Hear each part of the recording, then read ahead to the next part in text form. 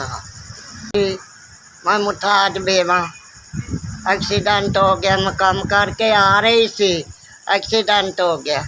Eco मेरा पुत्र सी, घर नहीं कदी बढ़िया, ना कदी कोई जामुन ना जामुन ना लानी देनी। मैं बेवा मुथाज मंजी ते पाई हाँ। नहीं आया, घर नहीं आया जी, नशे करदा। मैं मरा, मैं बीमार हुआ, मैं इत्थे ही पई हाँ मंजी ते। एक धी सी वो ब्याह बैठी आ, लोका घर काम करती सी, मेरा एक्सीडेंट हो गया।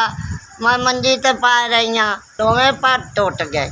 बात नहीं पूछता मेरा पुत्र, किराए ते बैठी हाँ। अल्लाह वास्ते, अल्लाह वास्ते जी, अल्लाह वास्ते जी। मंडी मैनू रोटी पानी देंदे, बुढ़ा बंदा दवाई तो नहीं ना कोई ला के देंदा, है ना, रोटी पानी दे देंदे। औरत आँख मेरी खराब हो गई, मंजी ते बैठी हाँ। मैं बीमार हाँ, मेरा आसरा कोई नहीं, किसी बिरादरी का, किसी रिश्तेदार नहीं। नहीं रब वास्ते मदद करो। 5000 जी तेरिया दुआवां मंगदी रस टाइम 5000 भेजे जी।